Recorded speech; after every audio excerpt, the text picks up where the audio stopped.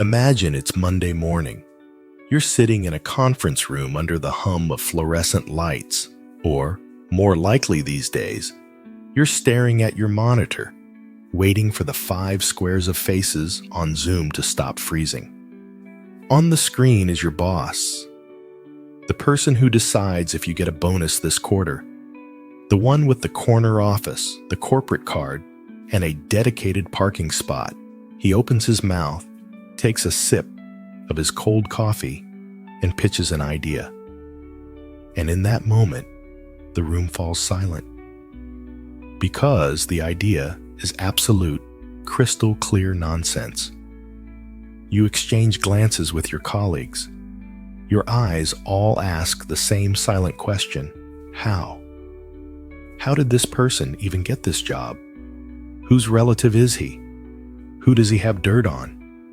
Is the system so broken that it allows idiots to manage professionals? We tend to think it's just bad luck, that you, specifically, were unlucky with this particular boss at this particular company somewhere in Ohio or Delaware. We console ourselves with the thought that somewhere out there, at Google, NASA, or the White House, the real geniuses are in charge, and they know exactly what they're doing. But I have to disappoint you. What you feel in those morning meetings isn't a coincidence. It's a manifestation of a ruthless sociological law. A law that operates as inevitably as gravity. In 1969, psychologist Laurence Peter looked at corporate America and saw a frightening pattern. He realized the career ladder is a trap. That success is the shortest path to failure, and that every single employee in any hierarchy is moving toward one single point, the point of their own professional collapse. This isn't just a story about bad managers. This is a story about why systems created by humans are doomed to degrade, why competence is punished, and why, if you work too well, your career will most likely end in disaster. Welcome to the world of the Peter Principle. Let's go back to 1968. America, the Mad Men era. Corporate culture is at the peak of its power. Men in gray flannel suits storm the skyscrapers of New York. Company structures are as solid as granite, and the career ladder seems like a straight road to paradise. It is at this moment that a man named Laurence J. Peter enters the scene. He wasn't a Wall Street shark, nor did he run a Ford factory. He was a humble Canadian educator and psychologist, and frankly, he was just trying to make a joke. Peter observed the school system and noticed something strange. Brilliant teachers who were promoted to vice principals or principals suddenly turned into insufferable bureaucrats. Talented mechanics who became shop foremen would disrupt the work of an entire shift. Everywhere he looked, he saw the same thing. Competent people became incompetent once they were given power. He compiled his observations into a manuscript. 30 publishers rejected it. Editors said the book was too cynical, that it mocked the very essence of the American dream. One of them wrote, "I fail to see the humor in this, but when the Peter Principle was finally published in 1969, it didn't just become a hit. It stayed on the New York Times bestseller list for over a year. Because everyone who opened it saw their own boss on its pages." So, what's the core idea? The formulation of the Peter Principle is alarmingly simple. In a hierarchy, every employee tends to rise to their level of incompetence. Think about that. It means a promotion isn't a reward. It's a process of elimination. Let's break down the mechanics. In any healthy company, promotions are based on merit. You do an excellent job at level A, so you're promoted to level B. You succeed at level B, so you're moved to level C.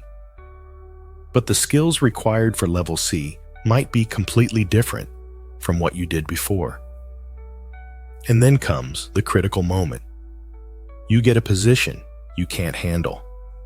What happens next? Do they fire you? In most cases, no. Admitting a mistake in an appointment means admitting the incompetence of the person who appointed you. The system protects itself, so you stay in that position. You're no longer promoted because you're not delivering results. But you're not demoted either. You're stuck. You have reached your Peter level. From this, Laurence Peter drew an even darker conclusion, which he called the Peter corollary. It states, over time, every post tends to be occupied by an employee who is incompetent to carry out its duties. You might ask, if all managers are incompetent, why hasn't the world collapsed yet? Why do planes still fly? And why does Apple still release new iPhones? Peter had an answer for that, too. The work in any system is done by those employees who have not yet reached their level of incompetence. The entire world rests on the shoulders of those who are still climbing but have not yet hit their ceiling. This sounds like a great conspiracy theory or a piece of sociological satire. But the problem is that the Peter principle doesn't just work on paper, it destroys real lives. And to understand exactly how this happens, we need to come down from the heavens of abstract theory to solid ground. Meet Bob. Bob is a software engineer at a fast-growing startup in Silicon Valley. Bob loves his job. When he puts on his headphones and opens his code editor, time disappears. He sees elegant solutions where others see chaos. He's a rock star, a ninja, whatever you want to call him. The company worships Bob because his code works flawlessly. 2 years go by. Bob asks for a raise, or the company simply wants to retain a valuable employee. But in the corporate structure, there's only one path for advancement, up. You can't just pay an engineer more than his manager. It violates the unspoken hierarchy.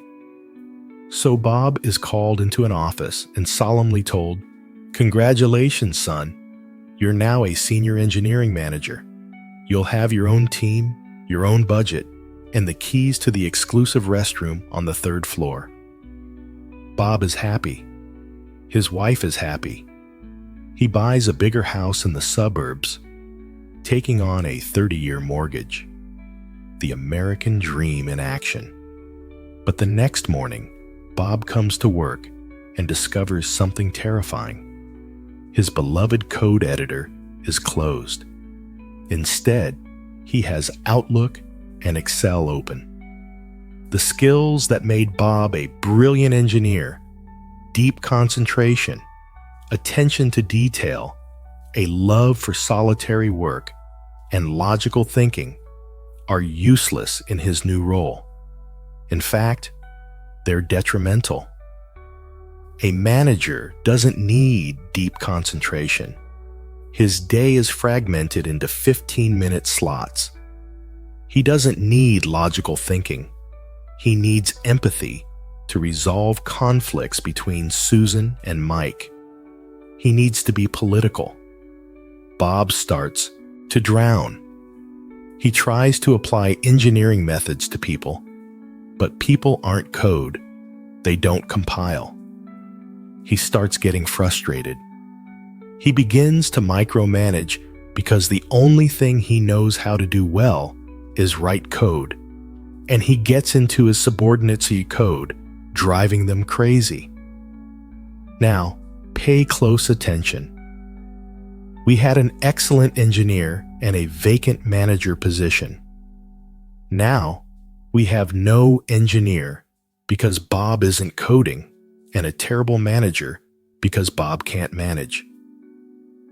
The company lost a unit of competence and gained a unit of incompetence.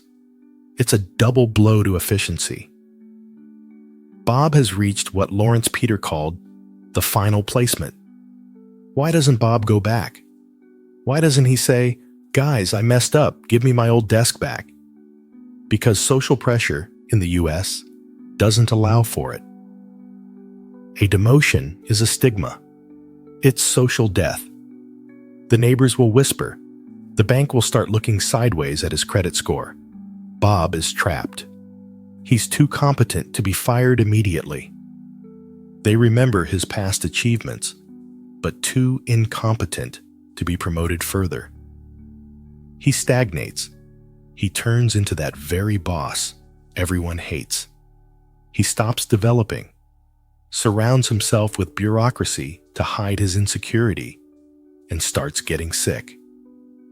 Peter even identified a whole cluster of psychosomatic disorders associated with this condition: ulcers, tics, chronic fatigue. And the scariest part is, he's not alone. Look around. Your marketing department, accounting, government agencies. They are filled with Bobs who were once brilliant specialists one level below, but took that fatal step up. It seems like a dead end. A logical fallacy we can't fix because of human nature. But what if I told you that science has found a way to break this vicious cycle? And this method is so counterintuitive that upon hearing it, any HR director would probably call security. The year is 2010. Sicily. The University of Catania. 3 scientists, Alessandro Pluchino, Andrea Rapisarda, and Cesare Garofalo, decide to test Laurence Peter's old joke. They are physicists and sociologists interested in complex systems. And a corporate hierarchy is a perfect model of a complex system. They create a computer simulation, a virtual company with 160 employees spread across 6 hierarchical levels. Each virtual employee was assigned a competence level from 1 to 10 and an age. Then they started the clock. The simulation followed standard rules. Each year, the best employees at their level were promoted and the worst were fired, just like in real life, just like in the meritocracy we are so proud of. The result? The simulation fully confirmed the Peter principle. Very quickly, the efficiency of the virtual company began to decline. As employees climbed higher, their average competence plummeted. The system was choking on its own correctness. But the scientists didn't stop there. They decided to play God and test alternative promotion strategies. What would happen if we changed the rules of the game? They tested a promote the worst strategy. It sounds insane, but it yielded better results than promoting the best, because competent people stayed in their roles and continued to work. But of course, in the real world, such a strategy would lead to a revolt. And then they tried a third strategy, the chaos strategy. What if we promoted employees completely at random? Imagine, it's time for annual reviews. But instead of performance evaluations, 360-degree feedback, and long meetings, the HR director simply rolls the dice or pulls a name out of a hat. The employee of the month might get a promotion, or it might be the guy who spent the whole year playing solitaire. The results shocked everyone. The random promotion strategy turned out to be the most effective of all possible options. Why? The math is simple. When you promote someone randomly, you break the link between competence at the current level and incompetence at the next. You stop systematically siphoning off talent from the lower levels. As a result, the overall competence of the organization grows. This discovery was so absurd and brilliant at the same time that the team received an IG Nobel Prize in management for it. Think about it. We spend billions of dollars on performance review systems, on headhunters, on leadership training, and a simple random number generator manages human capital better than the entire HR industry. This proves another important point that Laurence Peter made. The connection between the ability to do a job and the ability to manage that job is an illusion. They are two completely different skill sets that barely overlap. But there's one nuance in this story that scares me the most. The simulation showed that the system doesn't just hate the incompetent, it brutally punishes those who are too good. Peter called this supercompetence. What could possibly be wrong with being a genius? It turns out that for a hierarchy, a genius is more dangerous than an idiot. Let's forget the funny office examples for a moment and talk about situations where the stakes are incredibly high. When the Peter principle takes over a paperclip manufacturing corporation, it's a comedy. When it takes over NASA or Wall Street, it's a tragedy. January 1986, Cape Canaveral. The Space Shuttle Challenger is preparing for launch. The night before the launch, engineers at Morton Thiokol, the company that built the rocket boosters, sound the alarm. They know that at low temperatures the O-rings could fail. Bob Ebeling and Roger Boisjoli, brilliant engineers, literally beg their management, "Do not launch, it's dangerous." But who are they asking? They're asking managers, people who may have once been engineers, but have long since reached their level of incompetence in technical matters. However, they are perfectly competent in matters of politics and pressure from NASA. Manager Larry Malloy delivers the famous line, "My God, Thiokol, when do you want me to launch? Next April?" We know the result. 73 seconds of flight, 7 astronauts dead. This is a classic example of how hierarchy kills common sense. Competent people at the lower level, the engineers, are screaming about a problem. Incompetent people at the decision-making level, the managers, filter out that scream because it doesn't fit their worldview, where the schedule is more important than the physics. Or think back to 2008, the financial crisis. Who was running the banks that were issuing subprime mortgage loans? Often, they were people who had built brilliant careers as sales, wolves of Wall Street. They knew how to sell aggressively. For that, they were promoted. They were made vice presidents of risk management. But the skill of selling at any cost is the direct opposite of the skill of assessing long-term risk. The system promoted aggressive salespeople to the very top, where caution and analysis were required. The result, the global economy collapsed. And here we arrive at the most terrifying paradox that Peter identified. You think the hierarchy gets rid of the worst? No. According to Peter, profound incompetence and supercompetence provoke the same reaction from the system: immediate rejection. If you're a complete idiot, you'll be fired. That's understandable.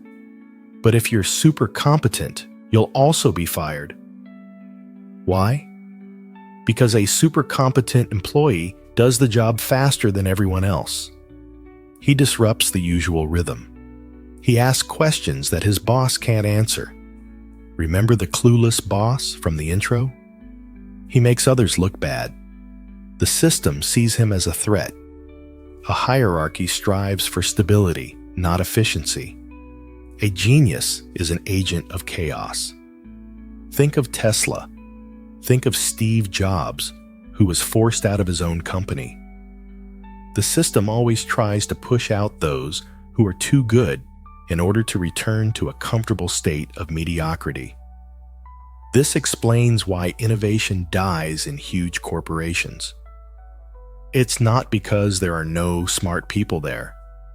It's because the structure filters them out, leaving only the safe, middle-of-the-roaders who don't rock the boat.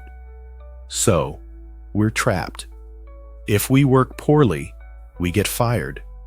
If we work too well, we're either hated or promoted to a level where we become incompetent. Is there a way out? How can you survive in this madness without losing your mind and your salary? Laurence Peter left us a few tips, and, as always, they are full of cynicism. If the system is a zero-sum game, it means you can cheat. Laurence Peter didn't just diagnose the disease, he prescribed a cure. However, these remedies are unlikely to be approved at your next team-building event. Strategy number 1, creative incompetence. This is brilliant in its simplicity. You've reached a position where you're happy, you're competent, the work isn't stressful, and your colleagues respect you. But a threat looms over you. The threat of a promotion. Your boss is already eyeing you. He wants to make you a department head. You know it will be a disaster. What do? You must create the appearance of incompetence in something secondary. Something that doesn't affect your primary job, but makes you unsuitable for promotion. For example, park in the director's spot. By accident, of course. Talk loudly about your strange hobbies that frighten the conservative management. Dress slightly more casually than is customary on the floor above. Forget to fill out pointless reports. The goal is to send a signal. I'm an excellent specialist, but I would be a weird and inconvenient boss. The system will look at you, grimace, and leave you alone. You'll keep the job you love and avoid the final placement. You've cracked the code. Strategy number 2, the lateral arabesque. This one is for managers. What do you do with an incompetent employee who can't be fired? For example, he's the CEO's nephew or has been with the company for 30 years. You don't promote him up. You promote him sideways. You invent a new position for him with a very long and impressive title, but with zero responsibility. Vice President of Internal Communications Coordination. Director of Strategic Vision. It sounds important. The person gets a new office, usually far away from the real work, a pay raise, and a sense of importance. And the company gets rid of a bottleneck in its workflow. Everyone is happy. If you look at the organizational chart of any large corporation, you'll find dozens of these phantom positions. It's an elephant graveyard for those who have reached their Peter level. But let's fast forward to 2024. Do these tips still work today? Absolutely. We just call them by different names. Think of the quiet quitting phenomenon. What is it if not a mass, spontaneous form of creative incompetence? People have realized that exceeding targets only leads to higher targets. That the prize for winning a pie-eating contest is more pie. So the modern generation refuses to play this game. They don't strive for the top. They strive for balance. They look at their boss, tired, stressed, always on the phone, and say, "No thanks, I'd rather stay a junior, write my code, and close my laptop at 6 p.m. Downshifting, freelancing, working for yourself. All of these are attempts to escape Peter's hierarchy. Attempts to build a system where your income depends on your results, not on how well you kissed up to your superior. We live in a unique time when, for the first time, we have the opportunity to say no to a ladder that leads nowhere. We've spent the last half hour laughing at clueless bosses and ruthless corporations. We felt smarter than the system. We've dissected the mechanics of Bob's failure, the tragedy of NASA, and the cynicism of creative incompetence. But the Peter principle has one last, most uncomfortable layer. Ask yourself, where do you stand right now? When we look at our incompetent boss, we see his final placement. But do we see our own?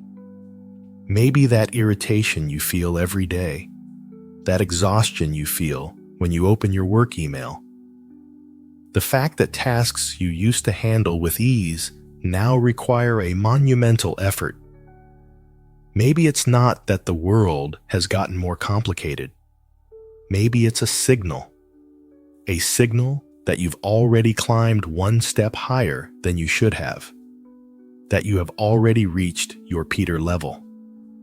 It's painful to admit. Our ego demands growth. Our culture demands success. LinkedIn demands profile updates. But perhaps true wisdom lies not in scrambling to the top of the pyramid at any cost, but in finding your own step. The place where your competence is at its maximum and your stress is at its minimum. A place where you contribute value, not create chaos. To have the courage to turn down a promotion. To have the courage to say, I'm a great engineer and I don't want to be a bad manager. To have the courage to take a step down if you realize you've hit a dead end. Laurence Peter started his book as a joke, but he ended it as a warning. Hierarchies are inevitable. Humanity hasn't invented another way to organize millions of people. There will always be bosses, and there will always be subordinates, and there will always be incompetence. But we don't have to be hostages to this process. In the end, life is too short to spend it in a job you hate, to impress people you don't care about. Take a hard look at your career, and if you feel the ground starting to slip beneath your feet, if you feel yourself turning into that very same Bob, stop. Sometimes staying put is the only way to truly move forward.